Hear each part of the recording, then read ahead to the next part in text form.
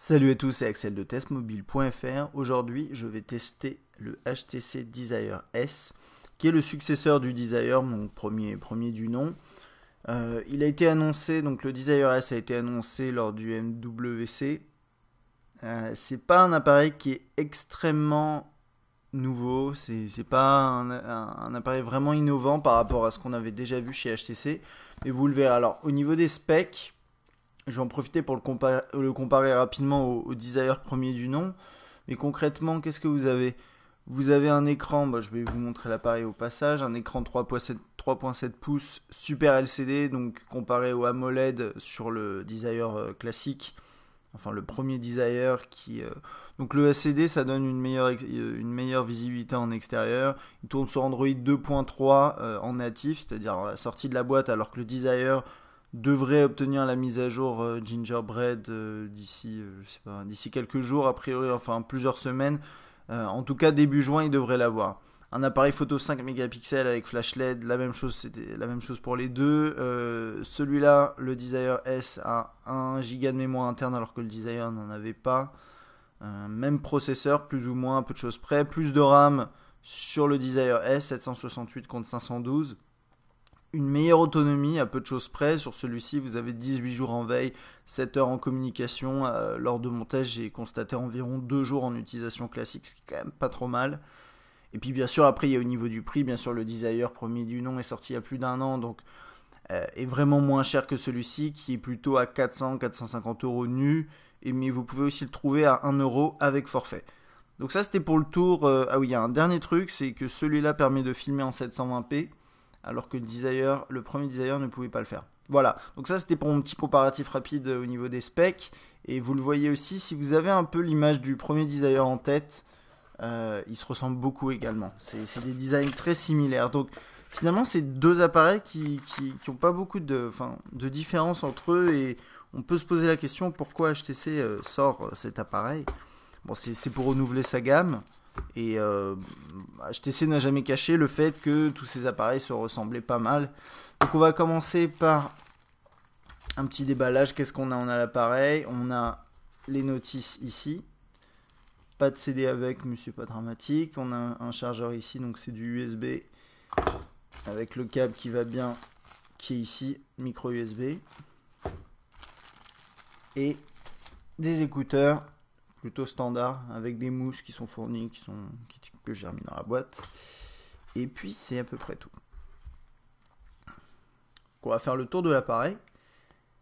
Donc qu'est-ce qu'on a en haut? On a la sortie pour le son qui est plutôt large, c'est pas mal. Une caméra pour la visio, ça c'est un des points que j'ai pas spécifié, mais c'est vrai qu'il n'y avait pas de caméra pour la visio sur le premier Desire. Donc l'écran 3.7 pouces. Ensuite des boutons sensibles en bas. Donc accueil, menu, retour et recherche. Avec ce petit ici, voilà, ce petit ressort là. Enfin, petit relief. Et vous voyez, niveau design, il se ressemble beaucoup. Sur le haut, on a le jack 3.5. Ici, c'est un bouton on-off, enfin on-off verrouillé, déverrouillé, plutôt classique. Sur la droite, on n'a rien. Le micro en bas. Sur le côté gauche, un long bouton de volume.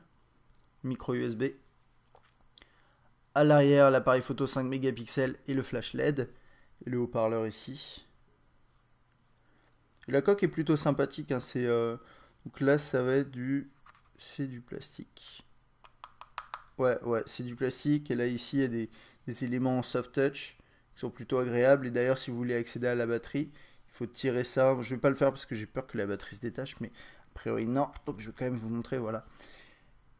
Donc, vous tirez ici. Ensuite, il faut enlever le petit clip ici. Donc, ça, c'est un système qu'on retrouve souvent chez HTC. Et je trouve pas que ce soit des plus pratiques.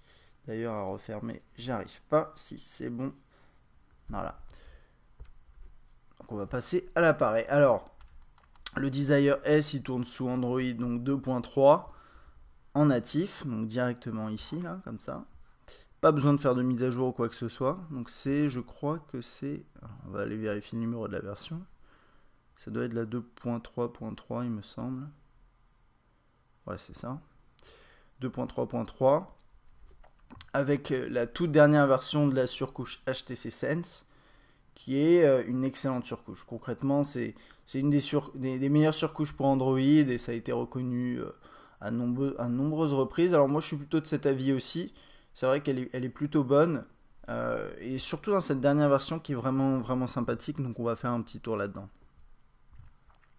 Donc vous avez quoi? Vous avez cette page d'accueil personnalisable avec cette histoire de pinch qui permet d'accéder aux différentes pages très rapidement. Donc ça c'est quelque chose qui est devenu plus ou moins standard sur Android maintenant. Ensuite voilà, vous pouvez défiler parmi les pages. Vous avez bien sûr un tiroir des notifications et qui est vraiment... donc là c'est une version customisée bien sûr pour la surcouche Sense. Donc avec en haut une sorte de gestion du multitâche. Alors c'est des applications récentes mais c'est exactement a priori les mêmes applications que vous pouvez trouver ici en restant appuyé longtemps. Voilà, c'est bon, c'est pas mal. Vous avez bien sûr les notifications ici. Et là, en bas, un onglet qui permet d'accéder aux paramètres rapides. Donc ça, c'est... Je sais pas si c'est bien ou pas. En tout cas, c'est bien que ce soit présent. Maintenant, c'est vrai que Samsung, par exemple, a tendance à les mettre plutôt en haut ici. Et LG aussi. Ce qui est plutôt bien, je trouve. Je préfère ça. Mais au moins, là, vous avez le choix. Vous avez cette possibilité-là. Vous l'avez quand même. Donc ça, c'est pas mal. Activer, désactiver le Wi-Fi comme ça. Donc ça c'est pas trop mal. Et un accès rapide à tous les paramètres. Directement là, bon, vous pouvez aussi y accéder en faisant menu ici. Bien sûr, vous avez toujours ces éléments en bas. Donc l'accès au menu principal qu'on va aller voir un peu après. Le téléphone, on va regarder ça également après. Et ça, donc ça c'est ce qui s'ouvre également quand on reste appui prolongé sur le fond. Avec la gestion de tout ce qui est personnalisation, ici affichage, etc. Donc on va regarder ça. Et ensuite, les widgets. Alors, comme d'habitude sur HTC Sense, vous avez un système de skin. Donc ce qu'ils appellent skin, c'est vraiment une personnalisation de l'interface en termes d'éléments. Donc là, vous voyez, vous avez des éléments qui vont changer. Donc je sais pas, je vais la changer, mais je vais remettre sur celle initiale. Parce que je la trouve un peu plus lisible. Donc là, hop, un petit traitement, j'ai changé de skin, donc là je me retrouve avec ça, donc là c'est un peu noir, mais les éléments en bas ont totalement changé, etc. Voilà, vous avez un menu qui a changé un petit peu également, en termes d'interface en tout cas, donc voilà, ça c'est vraiment bien, il me semble, si je dis pas de bêtises, que HTC c'est le seul constructeur à proposer en natif des customisations comme ça, donc moi j'aime bien avoir le choix, et HTC nous le donne. Donc ça c'était pour les skins. On va aller voir les thèmes maintenant. Toc. Voilà, ça. Donc le thème est relatif à la skin. Et ici vous avez différents thèmes. Et donc là les thèmes c'est plus fond d'écran, positionnement des widgets, etc. Donc voilà, vous pouvez changer également ça.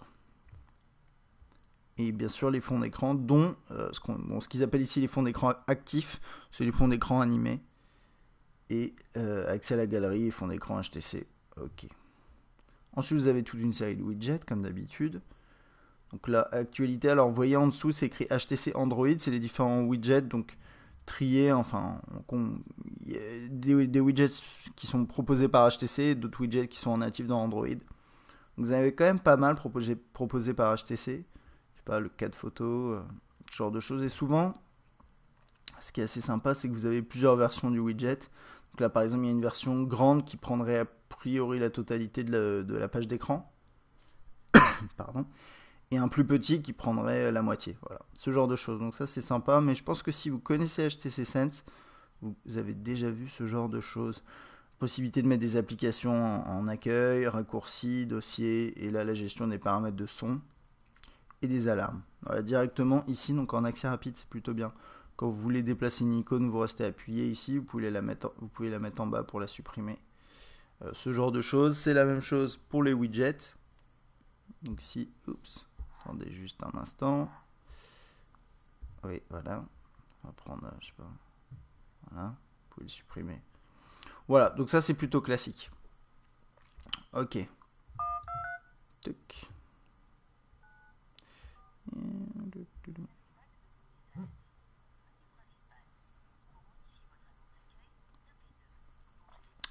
Donc, voilà, cherchez ça.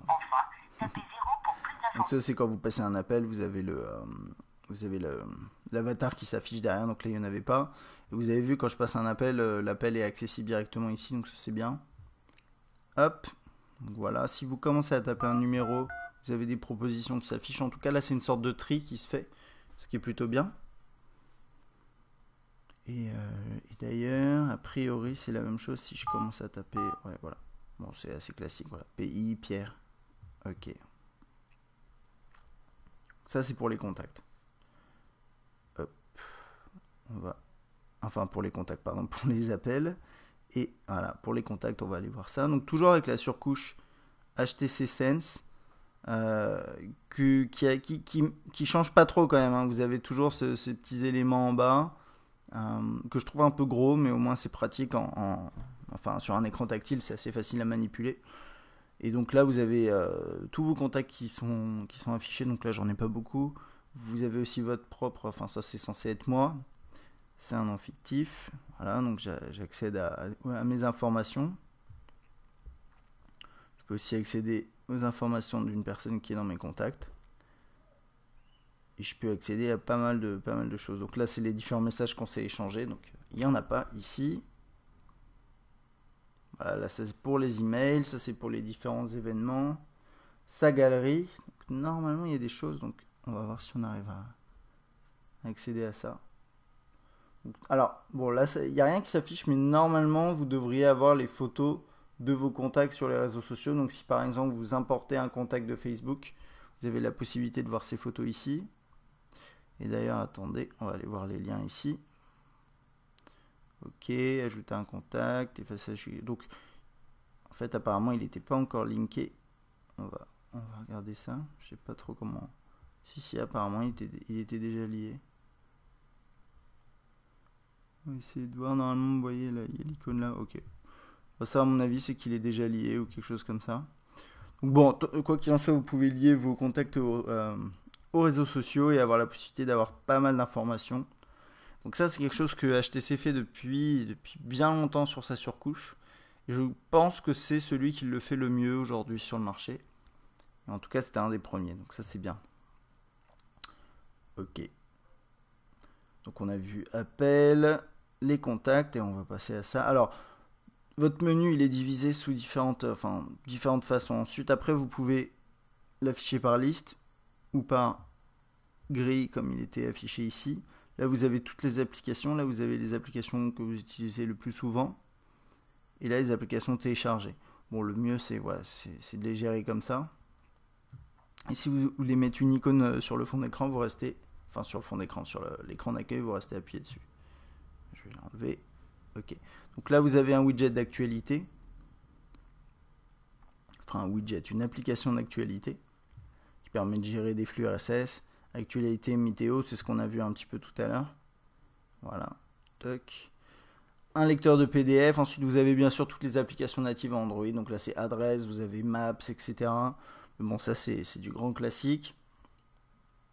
Android Market dans sa dernière version. Voilà. Avec une zone HTC qui regroupe toute une série d'applications et de jeux qui sont recommandés par HTC.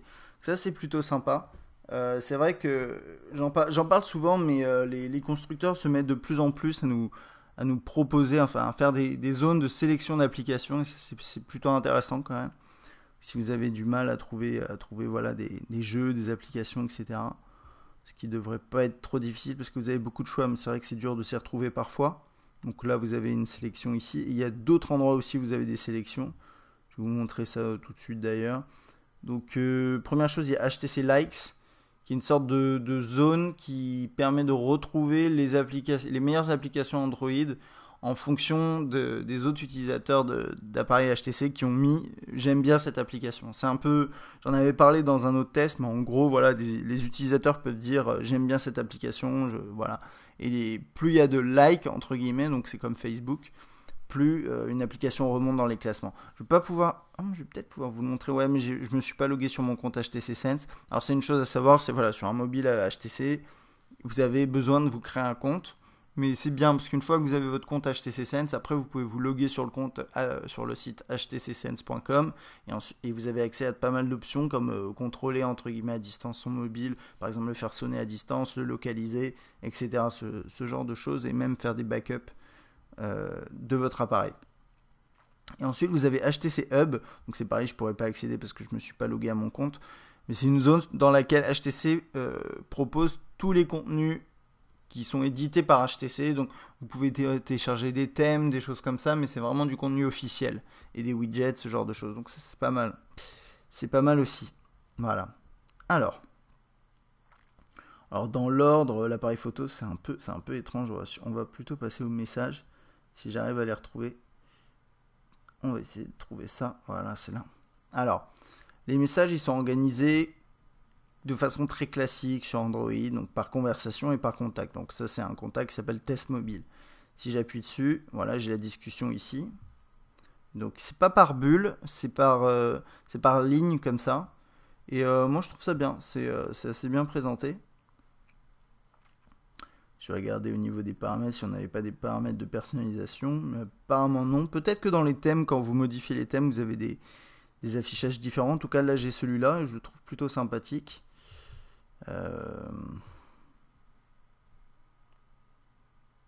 Voilà. Donc là, j'ai renvoyé un message et vous voyez, ça différencie en fonction des jours. Donc à force, vous aurez vos conversations ici qui vont s'afficher en fonction des jours. Et je trouve ça pas mal quand vous avez beaucoup de messages. C'est vrai que les bulles, c'est sympa, mais ça, c'est un petit peu plus optimal en termes de gestion de l'espace. Moi, j'aime bien. J'aime bien ça.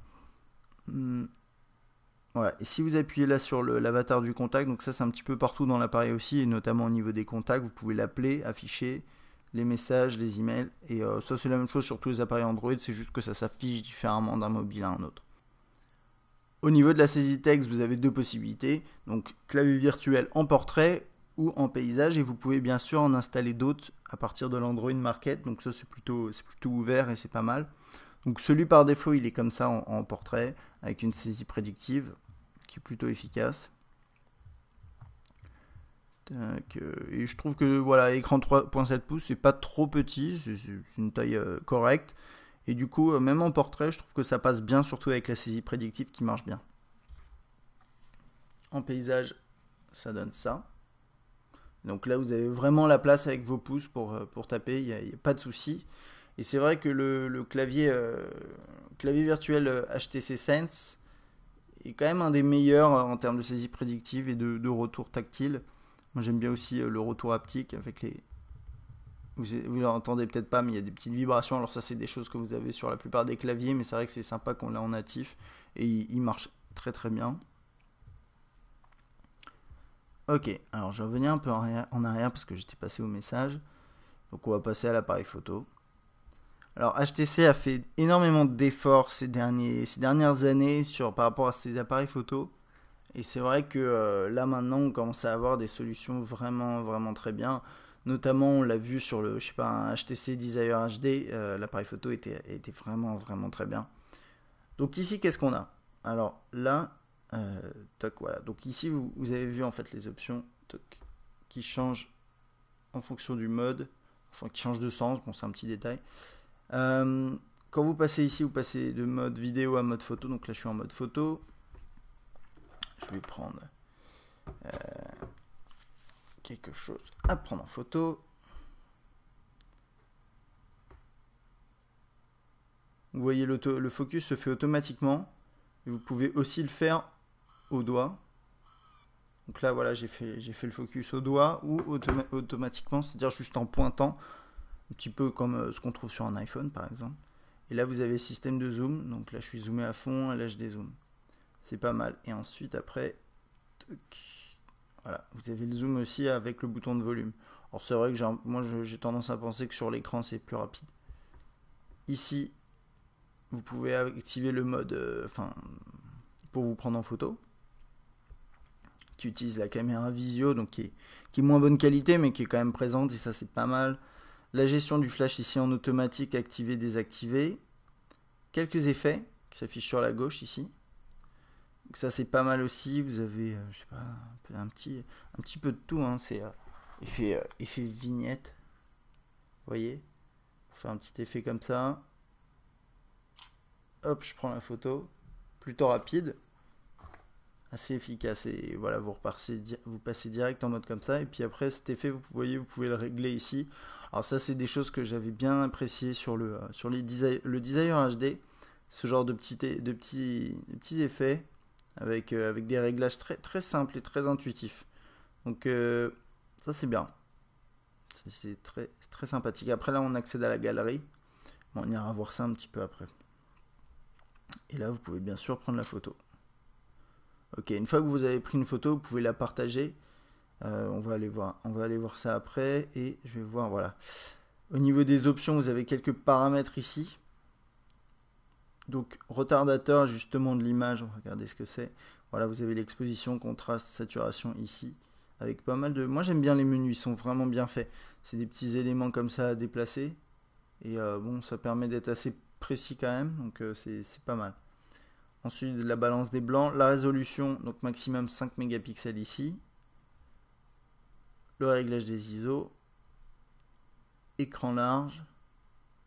Désactiver, activer, donc on passe en 5 tiers à... C'était 4 tiers, voilà. Géo marqué, bon, géolocalisation des photos, mise au point automatique, donc ça c'est ce que je vous montrais quand on pointe, ça fait la mise à jour, enfin la mise à jour. La mise au point automatiquement, on peut le désactiver, activer une grille si on veut. Enfin, pas mal d'options, hein. Là vraiment c'est très sympathique. Donc niveau qualité, comme d'habitude, je mettrai des exemples sur le test écrit sur testmobile.fr, vous pourrez aller vous faire votre propre avis. Ok, on va passer au mode vidéo. Donc le Desire S qui maintenant filme en 720p, je dis maintenant puisque le premier Desire ne permettait pas de le faire. Donc on va aller voir ça.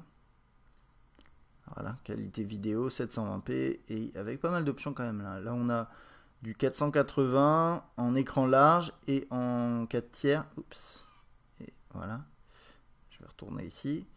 Basse, MMS et ça c'est marrant. En ligne HD 10 minutes, en ligne élevé. Donc ça c'est si vous avez la restriction YouTube de 10 minutes, mais a priori maintenant elle est plus valable cette restriction, elle est à 15 je crois. Donc ouais, bon. Et ensuite qu'est-ce que vous avez d'autre? La gestion du flash. Donc là voilà, vous avez le flash activé en permanence pendant que vous filmez. Quelques effets également pendant que vous filmez, mais moins quand même que les effets photos. Et puis je crois que c'est à peu près tout. Bien sûr le zoom ici, alors on va filmer. Donc je peux zoomer pendant que je filme. Ce qui n'était pas possible, je sais plus si c'était sur, je crois, le Desire Z en 720p, on pouvait pas zoomer, il me semble, pendant qu'on filmait, et ça c'est plutôt bien. Par contre, il n'y a pas de mode de pause pendant que vous filmez, mais bon, ça c'est pas forcément un mode que tout le monde utilise, je sais pas. Donc voilà, ensuite dans la galerie, vous y accédez par ici. Toc, donc vous faites défiler vos éléments, vos photos, etc. Donc j'avais réalisé quelques photos déjà au préalable. Vous pouvez zoomer dedans. Très réactif. Il n'y a pas de souci. Enfin, en fait, je disais très réactif par rapport au pinch to zoom. C'est vrai qu'il est très réactif. Maintenant, je ne sais pas si le défilement, je le trouve bien. Et c'est pas une question de réactivité, là, c'est une question d'effet. C'est-à-dire que c'est... Je sais pas. Ouais. Vous voyez, il y a un petit délai quand même. Mais c'est pas une question de performance. Je crois que c'est un choix au niveau de... ouais, c'est un choix d'HTC, je crois. Voilà, et quand vous êtes sur une photo, après, vous pouvez faire pas mal de choses. Vous pouvez passer en mode liste un peu plus... Enfin, c'est par album. Ensuite, repasser dans un mode comme ça. Et ça, là, je reviens du coup à la galerie qu'on n'a pas vu parce que je suis passé par l'appareil photo, mais on a ce système de galerie et on accède aux différents albums. Et en fait, vous accédez à la liste prise de l'appareil photo quand vous accédez à l'appareil photo. Voilà, à cette vue-là. Et ici, vous pouvez partager vos photos et vos vidéos aussi. Donc, cette liste dépend ici des fonctionnalités que vous avez installées sur l'appareil ou qui sont présentes par défaut. Là, on repasse à l'appareil photo et là, on la supprime. Hop, je vais la supprimer. Tac, et on peut en supprimer, vous avez vu, vous avez une option. Vous pouvez supprimer plusieurs. Alors là, si je peux par exemple sélectionner ça. Voilà. Donc là, si je fais supprimer, écrit 2 et je supprime les deux fichiers. Ça, c'est plutôt pratique et bien fait. Ensuite, après, directement depuis la galerie, vous pouvez accéder à vos photos Facebook. Alors, je sais pas si ça va marcher, on va voir. C'est pas sûr. Ah, si, ça a l'air bon. Ok, donc là, je peux aller voir les photos de Lucien Pivot. Tout à l'heure, ça marchait pas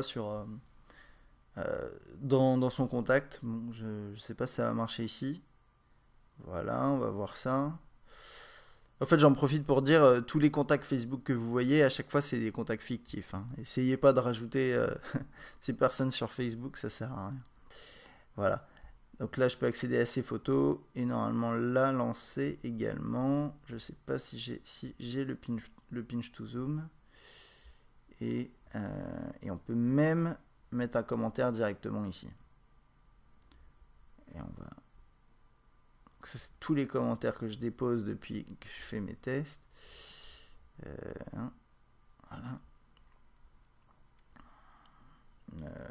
Toc.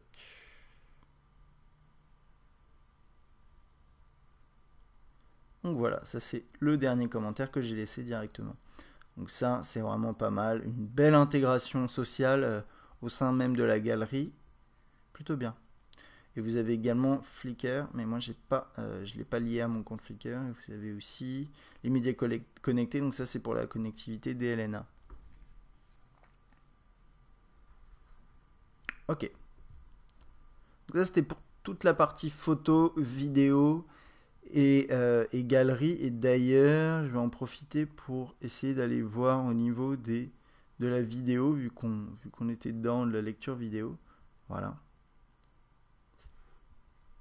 Donc le HTC Desire S permet en natif la lecture de vidéos encodées en DivX. Donc là, vous pouvez ajuster à l'écran ou vous mettre en plein écran. Et donc la qualité est bonne, mais bon, bien sûr, ça dépend de. Je vais baisser un peu le son. Ça dépend, et bien sûr, du fichier de base. Mais au niveau réactivité, vous voyez, vous pouvez basculer assez rapidement dans un fichier, donc ça c'est bien. Donc lecture DivX, réactif. Hop. Voilà. Ok. Alors ensuite, bon, bien sûr, vous avez calculatrice, calendrier. Je vais vous montrer le calendrier. Donc, en mode portrait, ça donne ça. Donc vous avez voilà vos événements. Vous pouvez défiler dans les mois comme ça. Rajouter des événements. En mode paysage, il ressemble à ça. Il est plutôt pas mal. Bon, je trouve quand même que les éléments prennent beaucoup de place, quoi. Là, on a tout ça, calendrier qui est assez énorme, toute la zone en haut qui est énorme, et du coup, tous les jours se retrouvent sur une zone assez petite. C'est un petit peu dommage niveau optimisation de l'espace. Je pense que HTC pourrait faire un petit travail là-dessus. Mais bon, sinon, c'est quand même propre et c'est synchronisé, bien sûr, avec votre compte Google. Et ensuite, après, vous pouvez synchroniser avec n'importe quoi. Donc ça c'est bien aussi. Bon, ça c'est plutôt classique. Alors, il y a un client email par défaut. Enfin par défaut, celui de la surcouche qui est proposé. Là, il n'arrive pas à prendre mes mails.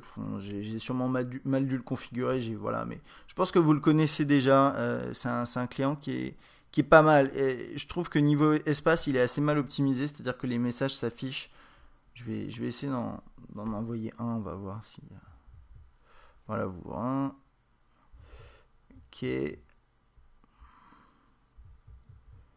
Hop.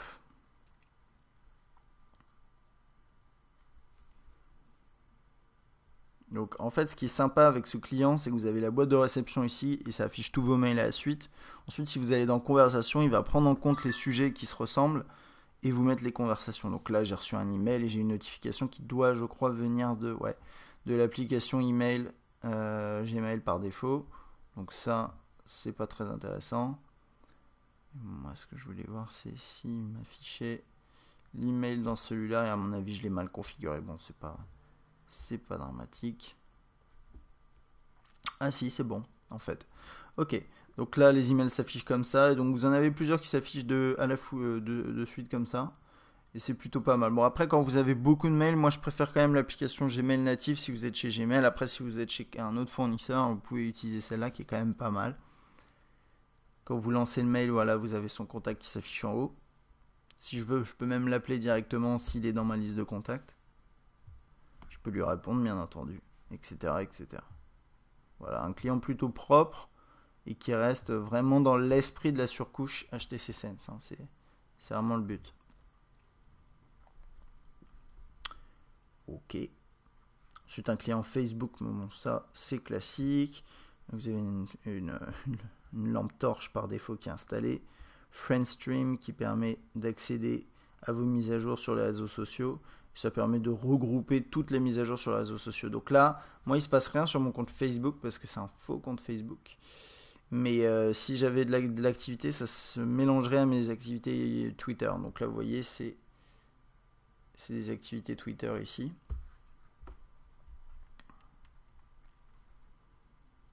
Et là, ici, j'ai les mises à jour de statut. Là, j'ai toutes les activités. Ici, j'ai les photos et les vidéos. Donc là, je ne devrais rien avoir a priori parce qu'il ne prend pas en compte les photos publiées sur Twitter. Les liens. À mon avis, une fois que vous êtes lié à Facebook, à mon avis, c'est quand même bien mieux en termes de contenu. Il y a beaucoup plus d'infos, etc., etc. Mais ça, c'est vraiment, encore une fois, dans l'esprit de la surcouche HTC Sense. En termes d'interface. Ok, la galerie, on l'a vu. Historique des appels, ça aussi, on a vu tout ça. Ok, on va passer au web. Alors, une expérience web qui est plutôt bonne. Vous allez le voir, j'ai été plutôt surpris. Enfin, surpris non, puisque c'est un appareil récent. Mais elle est plutôt bonne. Alors, un truc que j'aime bien déjà chez HTC, c'est que sur le web, ils vous mettent la page web en full screen, en plein écran. Et si en fait vous pouvez accéder à la barre d'adresse ici, si vous voulez. Et si vous faites ça, vous avez accès aux différentes fenêtres en cours en fait. Donc là par exemple j'ai ça. Je vais aller, hop, voici, allez, toc, c'est parti. Toc. Hop, vous voyez, je peux accéder à mes différentes fenêtres très très très rapidement. C'est quelque chose qui m'a toujours plu. Hop. Bon, n'oubliez pas, là je suis en Wi-Fi. Donc le chargement sera plutôt rapide. Mais il y a une chose qui est vraiment importante à voir ici, c'est j'attends juste que c'est fini de charger. Mais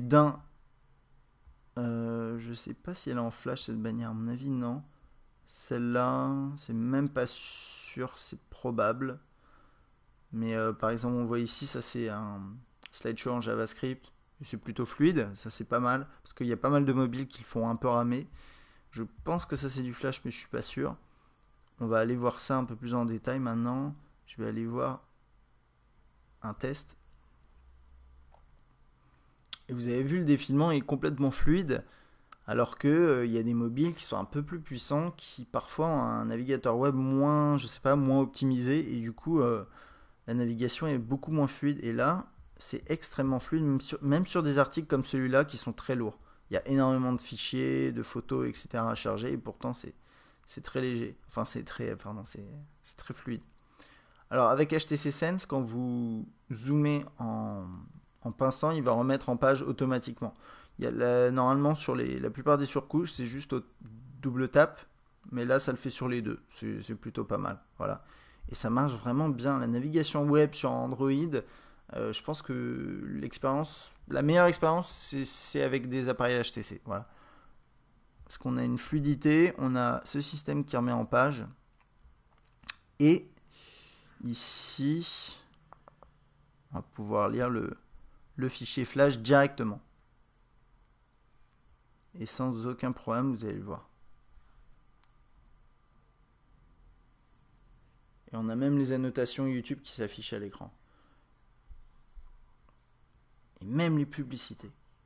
Et ensuite, si je fais... Donc ça va être... Bon, bah là, je peux la visionner. Et si j'ai toujours du mal parfois à retrouver, voilà, à accéder à YouTube. Et là, on peut la visionner avec l'application YouTube. Bon, ça, je pense que vous connaissez. Hein. Sans souci. Donc pour l'instant, plutôt bien. Alors ensuite, vous pouvez accéder au RSS et ajouter le flux RSS du site s'il est affiché dans votre lecteur de flux RSS présent. Ça c'est bien également. Et on va accéder aux favoris qui s'affichent comme ça. Donc là j'ai mes favoris. Pour la plupart c'est pas moi qui les ai mis, à part Test Mobile en bas. Et ensuite, donc ils sont visuels, c'est plutôt bien. Ensuite vous avez les tags. Si vous taguez une page web, vous pouvez l'afficher ici. les plus visités et l'historique. On va en profiter pour aller voir un petit peu, vu que l'appareil a l'air de bien afficher le flash, on va le tester en conditions un peu plus compliquées. Alors moi je sais que sur ces tests-là, à chaque fois, ça marche quand je le fais hors caméra, et une fois que je passe devant la caméra, ça marche plus. J'espère que là ça ira. Alors le site, là ici le défilement est un peu moins fluide, c'est clair et net, c'est parce que le site est plus lourd. Donc c'est intéressant de voir ça. Je vous aurais bien emmené sur le site de l'équipe, mais je sais pas pourquoi sur le site de l'équipe, j'arrive pas à afficher la version non mobile. Ça ne veut pas. Sur cet appareil-là en tout cas. Alors on va prendre n'importe quel jeu, je sais pas. On va prendre ça. J'espère que c'est intéressant. Donc là voilà, vous voyez le chargement du jeu ici. On va attendre un petit peu, juste pour voir ça en action. Puis après on passera à la suite.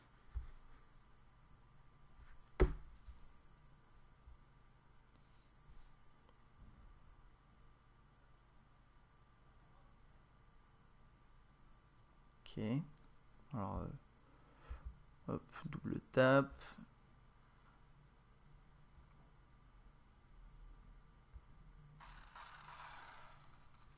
Alors, je sais pas du tout ce que c'est que ce jeu. Je sais pas si je vais pouvoir vous montrer quelque chose sur mobile, mais en tout cas on va essayer. Play. Je sais pas du tout ce que c'est.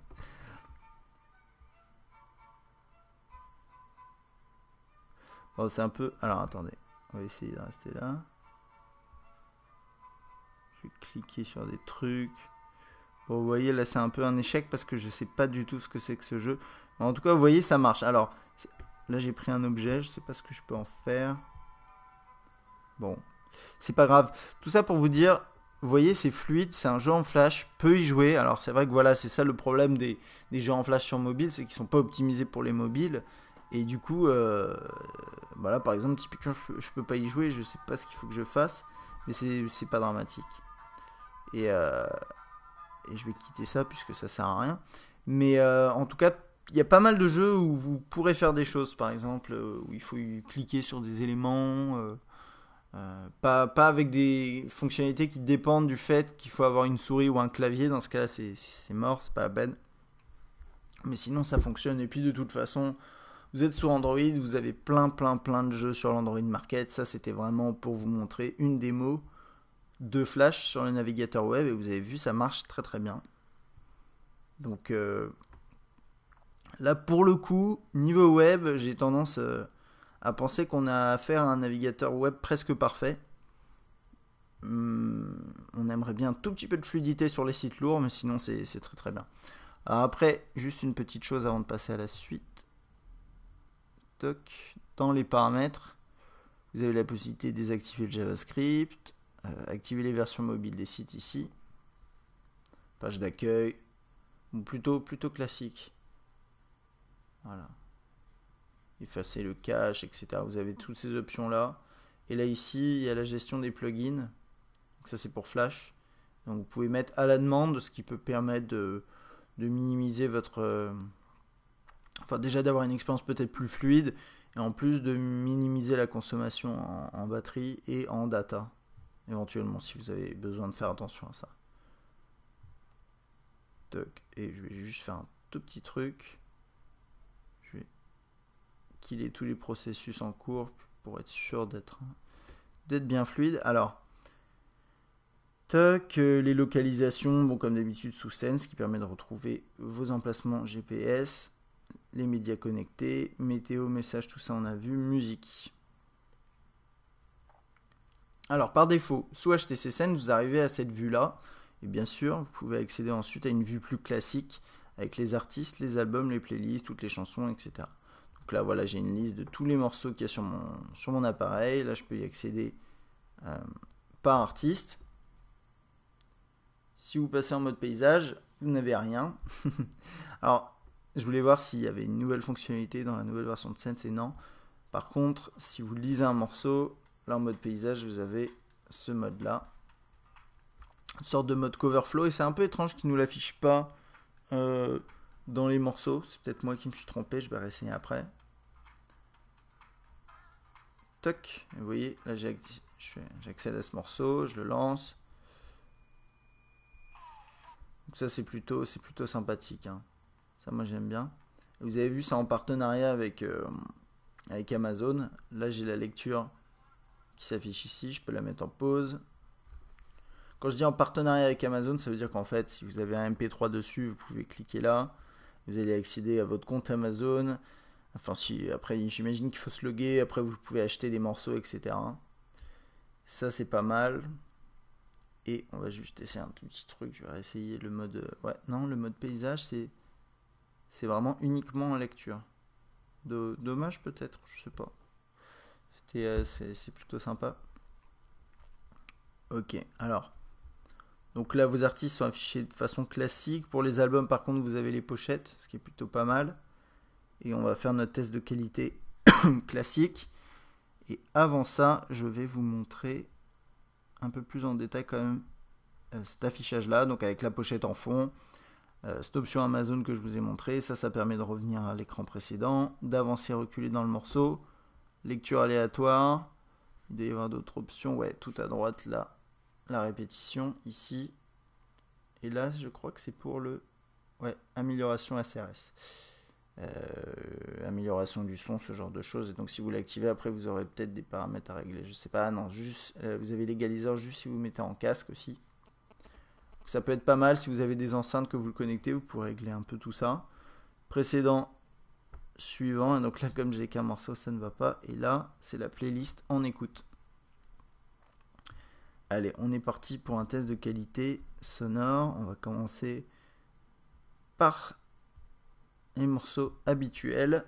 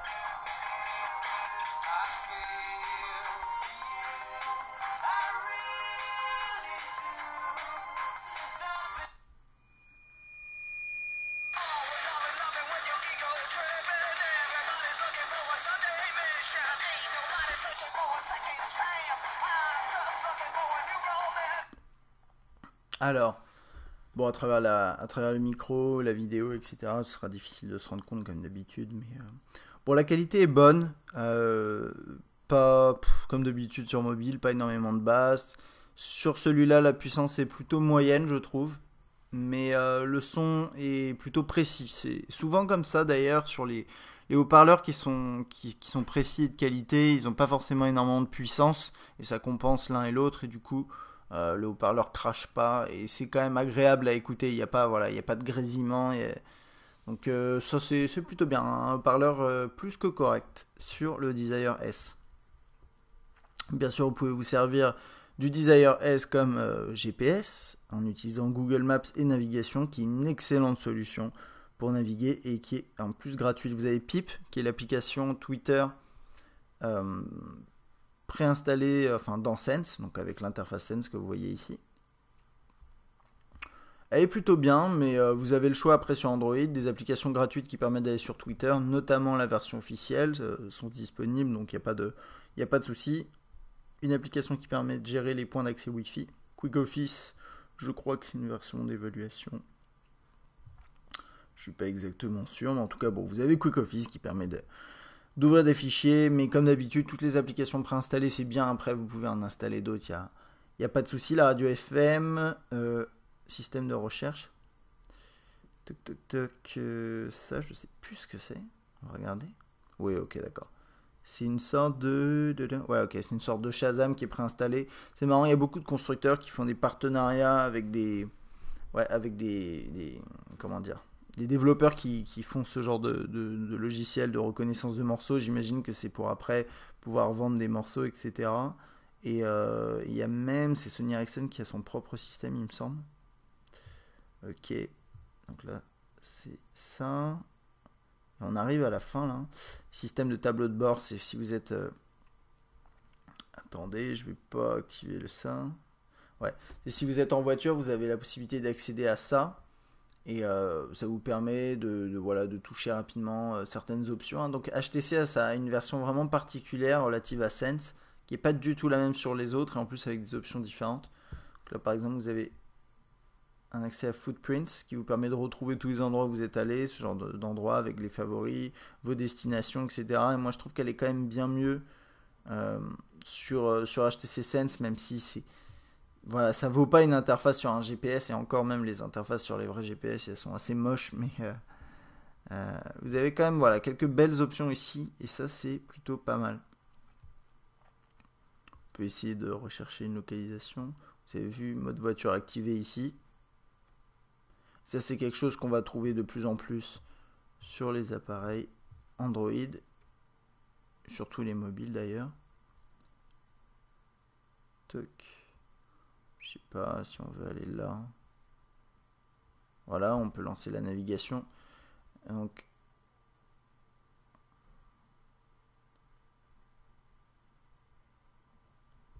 voilà. Bon, ça c'est pour lancer la navigation GPS et c'est plutôt bien fait. Alors attendez juste 2 secondes, j'essaie de quitter ça. Toc. Ok.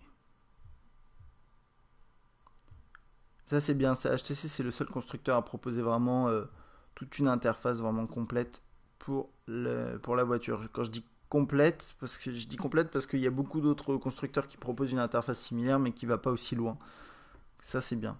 Également. Vidéo on a déjà vu, vous avez YouTube. Je crois que j'ai fait à peu près le tour, hein, du Desire S. Que dire? Première chose, c'est que j'ai un peu du mal à comprendre quand même la stratégie là d'HTC, d'avoir proposé toute cette série S qui ressemble pas mal aux terminaux précédents, mais qui en même temps apporte quelque chose, hein, bien sûr. Moi je trouve quand même que ce Desire S, c'est un excellent smartphone. Vous avez vu sur le web notamment, l'expérience est très très bonne. Et donc ça c'est vraiment bien. Ça, le Desire S, c'est un appareil qui rentre en concurrence, d'après moi. Euh, Étrangement, il rentre en concurrence avec des appareils comme des Galaxy S de Samsung, pas le SGS2, mais juste la première édition, et qui est un peu au-dessus d'un Samsung Galaxy Ace en termes de performance, ça c'est sûr. Donc HTC quand même propose, grâce à toute cette surcouche et une bonne optimisation logicielle, des interfaces extrêmement fluides. Et je pense que c'est ça avant tout qu'on recherche, hein, sur un appareil, c'est que les choses aillent vite. Et sur HTC Sense, et en tout cas sur ce Desire S, les choses vont vite. Notamment le web, qui est quand même un excellent point.